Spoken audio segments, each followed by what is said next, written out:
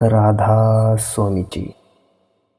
आज के सत्संग का विषय है मोह और माया क्या है, मोह और माया से परे कैसे जाया जा सकता है, या मोह और माया से छुटकारा कैसे पाया जा सकता है।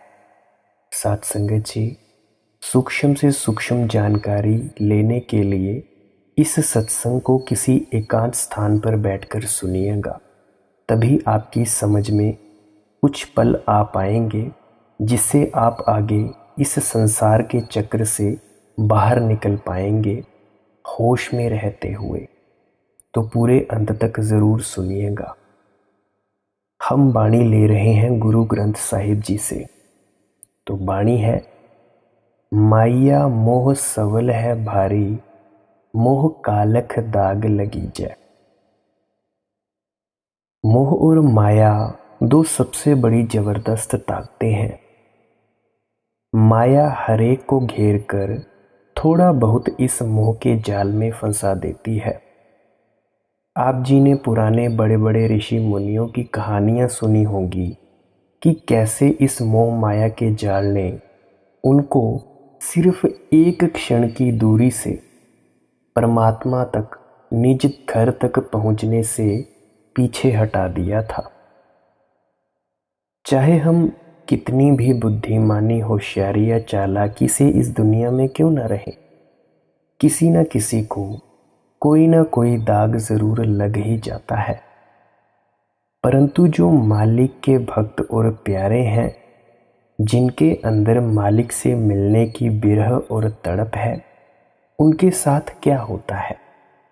दूसरे लफ्ज़ों में हम ये कहें कि जो मालिक के भक्त और प्यारे हैं, वे इस मोह और माया के जाल से कैसे निकल पाते हैं। तो अभी हम उन थोड़े से तरीकों के बारे में चर्चा करेंगे। वाणी है, मेरे ठाकुर के जन अलिप्त है, मुक्तै जीव मुर्गाई पंख न भीजै। गुरु साहिब जी समझाते हैं, जो मालिक के भक्त हैं, मालिक के आशिक और प्यारे हैं, वे इस दुनिया में रहते हुए भी दुनिया की गंदगी में नहीं फंसते। वे दुनिया में इस तरह रहते हैं जिस तरह मुर्गावी पानी में रहती है, जिस समय उड़ती है सूखे परों के साथ उड़ जाती है। गुरु साहिब के समझाने का मतलब है कि हमें बेटे बेटियों को छोड़कर, घर बार छोड़कर जंगलों पहाड़ों में छिपने की कोशिश नहीं करनी चाहिए। दुनिया में रहना है, सूरमे बनकर रहना है। दुनिया में रहते हुए दुनिया की गंदगी में नहीं फंसना है। इस गंदगी से हम तभी बच सकते हैं जब हम हर समय उठते बैठते, चलते फिरते अपने ख्याल को उस अनाहत नाद शब्द के साथ जोड़कर रखते हैं, नाम के साथ जोड़कर रखते हैं। हजूर महाराज जी समझाया करते थे, दुनिया के अंदर इस तरह रहना चाहिए जिस तरह एक विवाहिता लड़की अपने माता पिता के घर में रहती है, माता पिता की सेवा करती है, सखी सहेलियों के साथ हंसती खेलती है, कामकाज भी करती है, लेकिन माता पिता के घर में रहती हुई अपने पति को कभी नहीं भूलती। उसका मन हमेशा अपने पति के चरणों में, पति की भक्ति में, पति के प्यार में ही लीन रहता है। अब ये सवाल पैदा होता है कि हमारा पति कौन है। वह परमात्मा है, अकाल पुरुष है, वाहेगुरु है, परमेश्वर है, जिसके हजारों अनेकों नाम हरेक ने अपने अपने प्यार में रखे हुए हैं। गुरु नानक देव जी फरमाते हैं, जैसे जलमह कमल निरालम, मुर्गाई न साणै, सुरत शब्द भव सागर तरिए, नानक नाम बखाने। जिस तरह मुर्गावी पानी में रहती है लेकिन सूखे परों से उड़ जाती है, कमल के फूलों की जड़ें पानी के नीचे होती हैं, लेकिन फूल पानी के बाहर रहता है। इसी तरह हमें दुनिया के कामकाज करते हुए अपनी सूरत को शब्द के साथ जोड़कर भव सागर से पार हो जाना है। शब्द बोले तो अनाहत नाद, नाम धुन। जंगलों पहाड़ों में जाने से हमारे अंदर मालिक से मिलने का कोई ज़्यादा शौक प्यार पैदा नहीं होता। वहाँ जाकर भी हमारे पेट को खाने की ज़रूरत पड़ती है, हमारी देह को कपड़ों की ज़रूरत पड़ती है और रहने के लिए मकान या कोठरी की ज़रूरत पड़ती है। यही ज़रूरतें हमें इस दुनिया के अंदर भी पड़ती हैं। वहाँ जाकर जंगलों पहाड़ों में या आश्रमों में रहने से, डेरों में रहने से छूटती कौन सी चीज़ है। अपनी कमाई छोड़ देते हैं, दुनिया के लोगों के सामने हाथ पसारने पड़ते हैं। सफ़ेद कपड़े उतार देते हैं, भगमे पहनकर बैठ जाते हैं। अपने मकान का आसरा छोड़ देते हैं, लोगों के मकानों, आश्रमों, गुरुद्वारों का सहारा लेना पड़ता है। वहाँ जाकर हम छोड़ते कौन सी चीज़ है? वही इच्छाएं, वही तृष्णाएं उसी तरह हमारे मन के अंदर दबी रहती है। आखिर मन को तो यहाँ छोड़कर नहीं जाते, मन भी तो साथ में जाता है। जिस समय वापस आकर फिर से दुनिया का सामना करना पड़ता है, हमारा मन हमें फिर से उसी तरह अंगुलियों पर नचाना शुरू कर देता है। संत समझाते हैं दुनिया के अंदर रहना है, लेकिन दुनिया के अंदर रहते हुए अपने ख्याल को शब्द या नाम के साथ जोड़कर रखना है। जोड़कर रखने से मतलब जब वो अनाहत नाद शब्द धुन चालू हो जाए, उसको निरंतर सुनते रहना है। कहते हैं हाथ पांव से काम कर चीत निरंजन नाल। हाथों से काम होता रहेगा, पर वो जो परमात्मा की आवाज़ है, अनाहत नाद शब्द धुन है, वो 2400 घंटे सुनाई देती है। उसको सुनते जा और अपने कामों को मस्त होकर करता जा। नाम का नशा, अनाहत नाद शब्द धुन का नशा ही इतना होता है कि हमारे काम इतनी सहजता से हो जाते हैं जितनी सहजता से पहले कभी ना हुए होंगे। वाणी है चंदन वास बुइंगम बेड़ी, किव मिलिए चंदन लीजै। बड़ी सुंदर सी उदाहरण है। देखें, चंदन के पेड़ बहुत ही खुशबूदार होते हैं, बड़ी अच्छी फ्रेग्रेंस आती है उनके बीच में से। आप जी ने भी चंदन का पेड़ अगर नहीं देखा, पर चंदन की लकड़ी तो हाथों से टच की होगी। उन पेड़ों की लकड़ी के अंदर बड़ी ठंडक होती है। जहरीले सांपों को उनकी खुशबू बड़ी अच्छी लगती है और उनकी ठंडक भी बड़ी अच्छी लगती है। इसीलिए वे चंदन के पेड़ के चारों तरफ लिपटे रहते हैं। गुरु साहिब जी समझाते हैं, अगर हमें चंदन की लकड़ी हासिल करनी हो तो हम किस तरह हासिल कर सकते हैं? क्योंकि चंदन के पेड़ पर तो बड़े जहरीले सांप लिपटे हुए हैं। जब तक वे सांप पकड़े न जाएं, मारे न जाएं, हम उस लकड़ी को किस प्रकार प्राप्त कर सकते हैं? समझाते हैं, हमें इंसान का जामा बड़ी मुश्किल से मिलता है और उसके द्वारा ही हम परमात्मा की भक्ति करके परमात्मा का रूप हो सकते हैं। लेकिन इसके अंदर एक सांप हमारे चारों ओर लिपट कर बैठा हुआ है। वह कौन सा सांप है जो हम सभी के चारों ओर बैठा लिपटा है? वह हमारा मन है। ये हमें कभी काम में फंसा देता है, कभी क्रोध में फंसा देता है, कभी लोभ, मोह और अहंकार में फंसा देता है। जब यह मन हमारे ऊपर इतना हावी है तो हम इंसान के जामे में बैठकर परमात्मा की भक्ति किस तरह कर सकते हैं, परमात्मा की खोज किस तरह कर सकते हैं, परमात्मा के साथ मिलाप किस तरह कर सकते हैं। जब तक हमारा मन काबू नहीं आता और ये सांप पकड़ा नहीं जाता, तब तक हम चंदन की लकड़ी को प्राप्त नहीं कर सकते।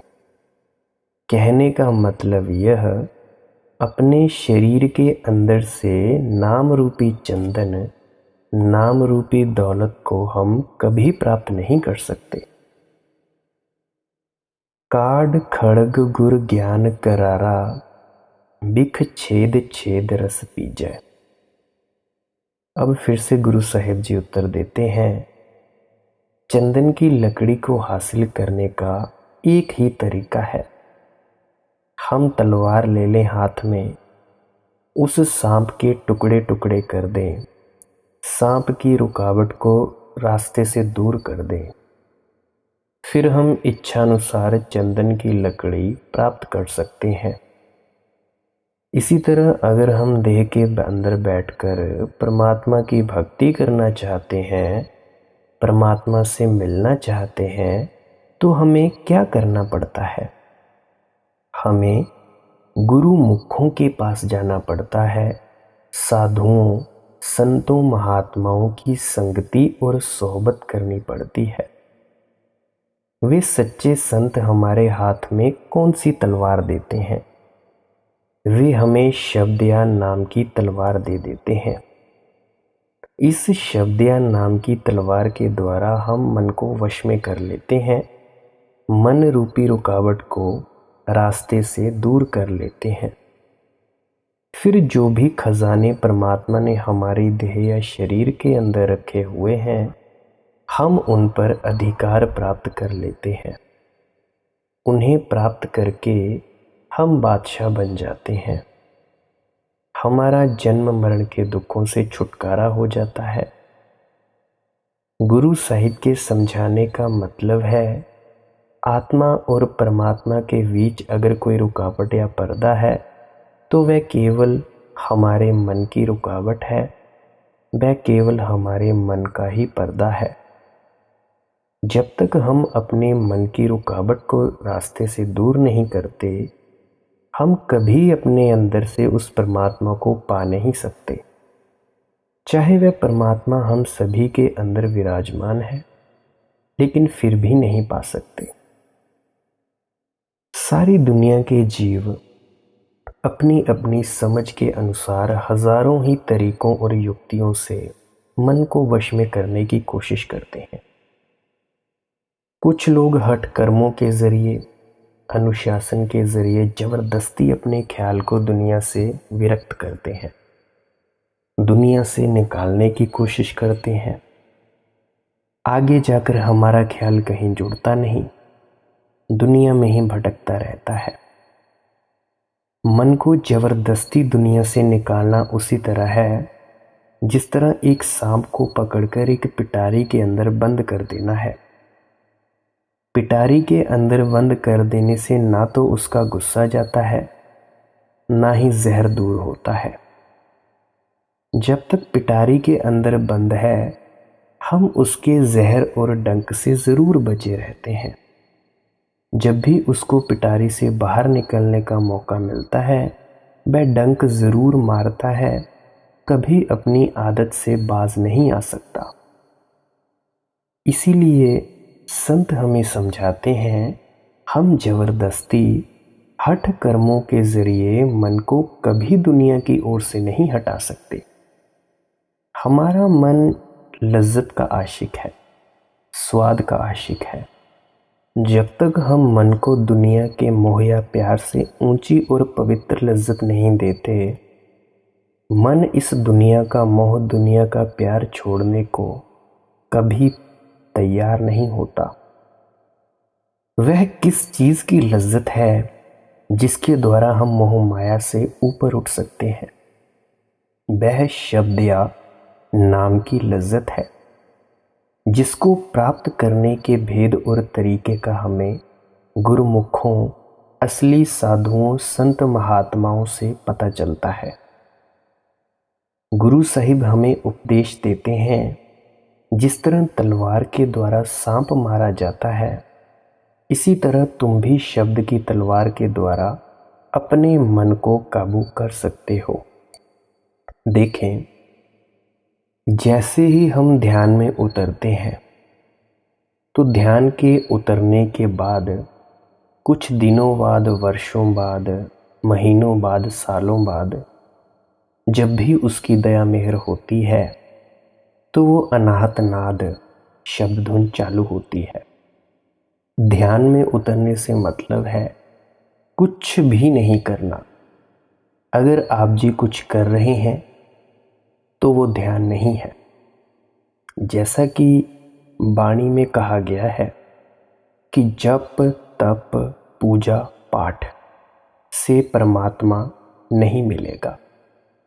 जप, चाहे वो किसी भी प्रकार का जप हो, उससे नहीं मिलेगा। तप, कितनी भी महीनों तक तपस्या करो, सालों तक करो, नहीं मिलेगा। ना पूजा से, ना पाठ से, ये सभी क्रियाओं से वो नहीं मिलेगा। वो मिलेगा अविधि से, अपने ही भीतर उतरने से।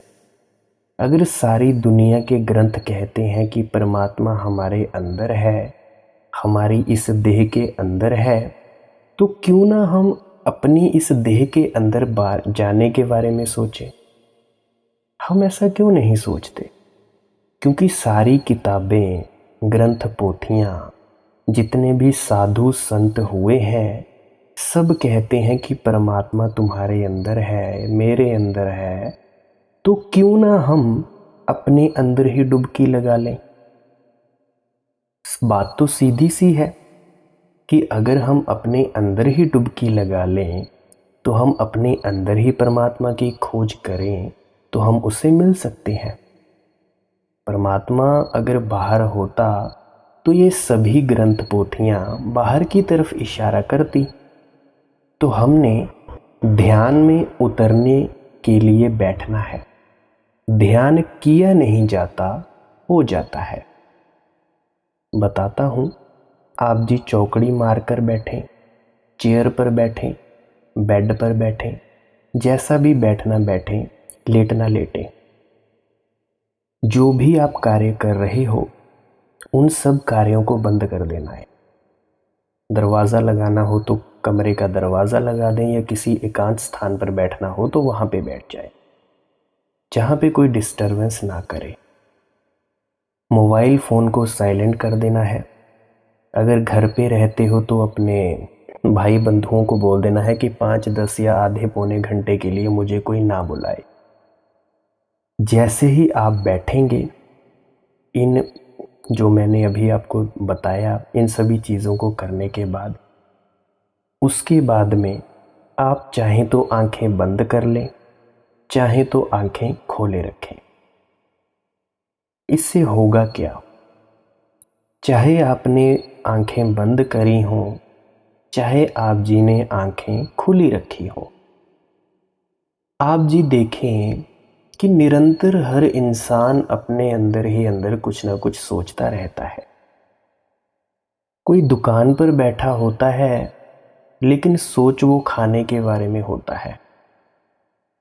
कोई अपने घर पे अंदर बैठा हो किसी कमरे में, अगर वो एक स्त्री है तो वो अपनी एक नई सब्ज़ी बनाने के बारे में सोचती है कि हमने क्या सब्ज़ी बनानी है। तो ये जो हमारी सोच विचार है, ये हम सभी को निरंतर आदत है कि हम सोचते रहते हैं। अब जो चीज़ आप सोचते हैं, उसकी एक तस्वीर आपके दिमाग के सामने बनती रहती है।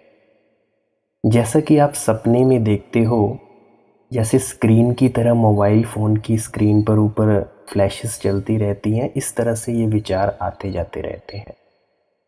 ये सिर्फ एक आम प्रक्रिया है कि सभी इंसानों को ये चीज़ होती है। कुछ लोग आंख खोलकर भी सोचते रहते हैं, कुछ लोग आंख बंद कर कर सोचते रहते हैं। अब जैसे ही आप कमरे में बैठे हुए होंगे तो होगा क्या? ना तो आपका मोबाइल चालू होगा, ना तो आपसे कोई बुलाएगा, ना तो आपका टीवी ऑन होगा। तो जब ये चीज़ें आप कर नहीं रहे होंगे तो आपके अपने ही विचार टीवी की तरह आपकी आंखों के सामने चलने शुरू हो जाते हैं। अभी भी आप जी ये वीडियो सुन रहे हो तो आप जी की आंखों के आगे तस्वीरें चल रही होंगी जैसा जैसा मैं कह रहा हूँ। तो ये जो तस्वीरों का आना और जाना है, इसको विचार कहते हैं, इसको सिमरन करना भी कहते हैं। सिमरन मतलब किसी को याद करना, जिन जिन को हम याद करते हैं उस चीज़ का सिमरन। उदाहरण के लिए मैं आपको कहूँ एक सेब, अभी आप जी के दिमाग में एक सेब की तस्वीर बनी होगी, एक लाल सेब, सुनहरा सेब, हरा सेब। तो ये जो तस्वीरें आती हैं इनका आपने क्या करना है? सभी मुझसे पूछते हैं बार बार कि ध्यान कैसे किया जाए, सरलतम विधि कौन सी है, हमारा भजन नहीं बनता। तो आप जी का भजन तो नहीं बनता क्योंकि आप अपने विचारों से लड़ने की कोशिश करते हो, अपने ही खुद के विचार। ये ऐसा है कुछ कि आपका दायां हाथ बाएं हाथ से लड़ाना शुरू कर दो और आप ये सोचो कि भाई जीतेगा कौन? जीतेगा कोई भी नहीं। ये विचार आप ही के हैं, इनसे लड़ना नहीं है। ये विचारों का आना ही आपका मन है। अब मन क्या है? मन है हमारे विचारों का संग्रह, हमारे कर्म, हमारे संस्कार, हमारी वासनाएं, हमारी तृष्णाएं। कोई भी तस्वीर आपकी आंखों के सामने आई तो समझ लेना कि मन बीच में आ गया। आप बैठे हो ध्यान में, आपकी आंखों के सामने आया कि मैंने सेब खाना है, मैंने पिज़्ज़ा खाना है, मैंने बर्गर खाना है। तो जैसे ही जिस क्षण ये विचार आप जी के सामने आया तो ये विचार ही मन है। हमने क्या करना है? वैसे तो हम क्या करते हैं कि इन विचारों से परे हटने के लिए, मन की रुकावट को दूर करने के लिए हम गुरु द्वारा दिए गए मंत्र का जप करते हैं। पर ये मंत्र सिर्फ नामदानी सज्जनों को पता होगा, बाकी जिनको नहीं मिला है उनको तो पता नहीं है कि भाई ये मंत्र क्या है। ना तो वो गुरु के समक्ष बैठे, सामने बैठे, गुरु का ना तो उन पर शक्तिपात हुआ। तो जब ये विचार आते हैं तो मंत्र जप करना होता है, परंतु वो शख्स क्या करें जिन्होंने ये मंत्र उनको पता ही नहीं। वैसे मंत्र एक कामचलाऊ चीज़ है, इससे कोई ज़्यादा खास लेना देना नहीं है। ये मंत्र सिर्फ आपके जो दिन भर में किए गए विचारों से परे हटने के लिए है। ये कुछ ऐसा है कि लाल बोतल टेबल पर रखी थी, लाल बोतल की बजाय नीली बोतल उसी वजन की वहाँ पे रख दी। ऐसा समझे लाल बोतल थी गंदे पानी की, नीली बोतल थी अच्छे पानी की, हमने वहाँ पे रख दी उसी वजन की। ये मंत्र जाप कुछ ऐसा है। हम जब सिमरन और ध्यान में बैठते हैं तो हम अपने ही विचारों से लड़ते हैं। फर्ज करें आपके दिमाग में विचार आया कोई अच्छी चीज़ का या आपकी कोई प्रिय वस्तु का जिसको आप पसंद करते होंगे, कपड़ों को, कोई भी खाने की चीज़ हो या और भी बहुत सी चीज़ें हैं जो आप जी पसंद करते होंगे। आपकी आंखों के सामने वो विचार आया तो आप उस विचार को या तो पकड़ने की कोशिश करते हो या तो उसको दूर करने की कोशिश करते हो। अगर आपके सामने कोई बुरा विचार आया, कोई भी डर हो, आपको ब्लेड से उंगली कट गई हो या किसी भी प्रकार का डर हो, तो आप चाहते हैं कि ये विचार ना आए या वो आए ही ना। तो आप इन विचारों को रोकने की कोशिश करते हो। भला एक सवाल मैं आपसे पूछता हूँ कि क्या आप ये विचार अपनी मर्जी से ला रहे हो क्या आपकी इच्छा से ये विचार आ रहे हैं? अगर आपका जवाब नहीं है तो इन विचारों से आपका कोई लेना देना नहीं है। आप जी जो दिन भर में कार्य करते हैं उनके विचार तो आपको आएंगे ही आएंगे, क्योंकि विचारों को बार बार सोचने से ही कर्म बनते हैं।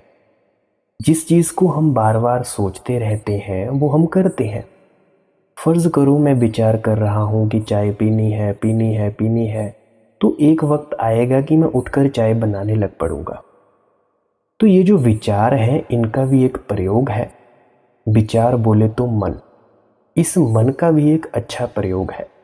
पर ध्यान में उतरने के लिए हमने इन विचारों को ना तो लड़ना है, ना तोड़ना है, ना मरोड़ना है।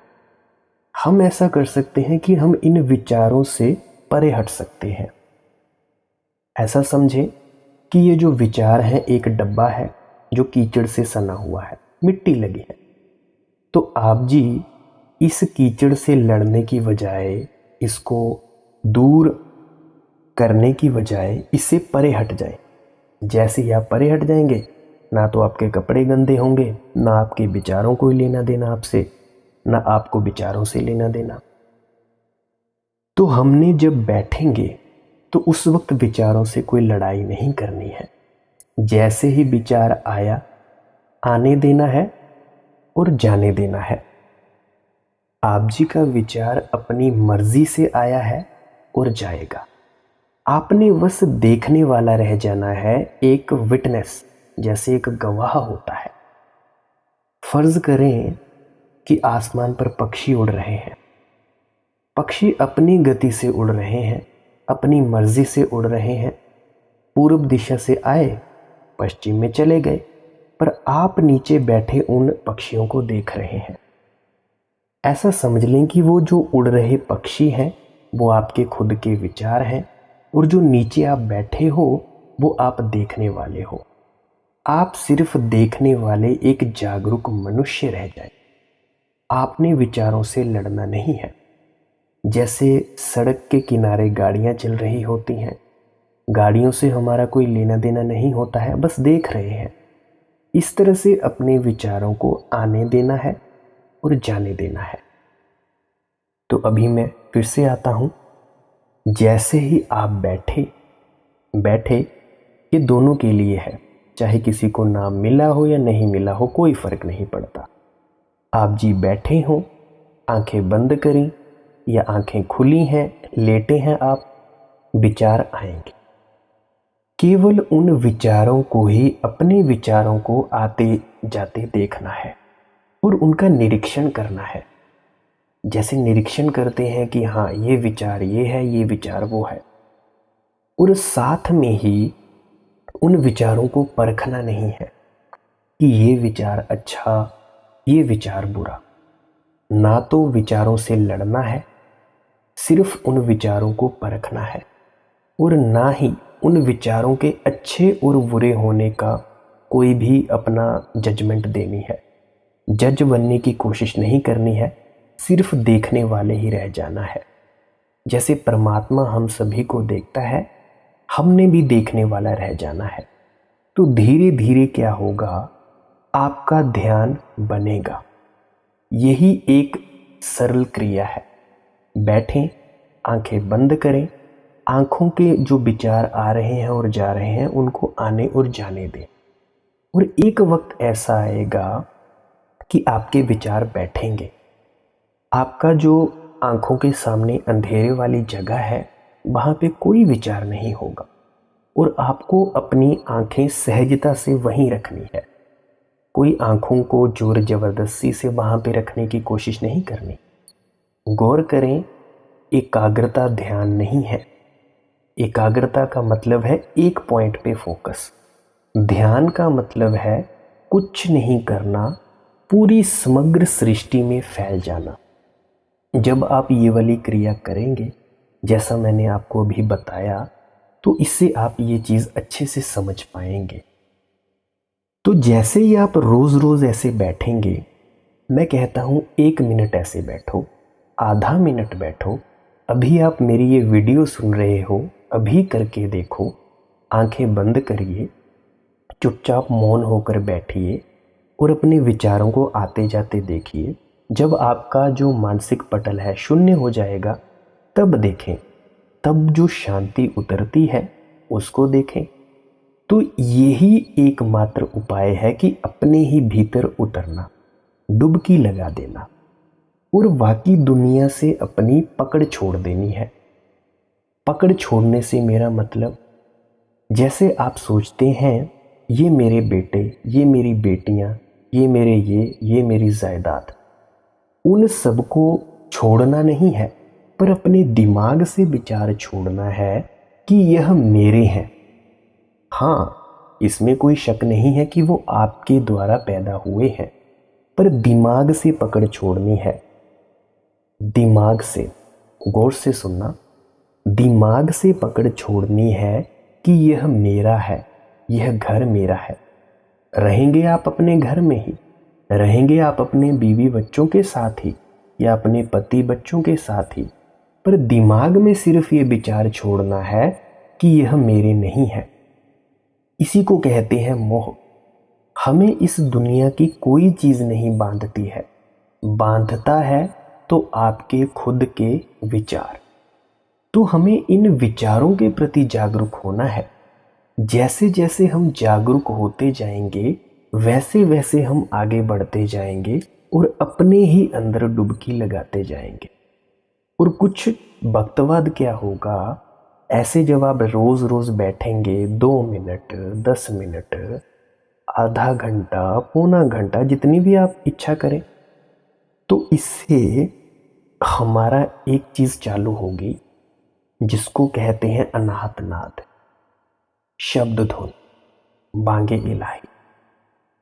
ये आवाज धुर से आ रही होती है, आती तो माथे के बीच में से है, पर सुनती शुरू शुरू में कानों से है, बाएं कान से, राइट हैंड साइड।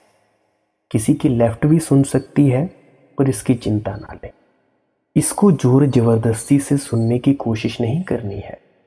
खुद ब खुद आ जाए तो आए, चली जाए तो चली जाए, क्योंकि ना तो ये आवाज आपकी इच्छा से आती है, ना तो ये आवाज आपकी इच्छा से जाती है।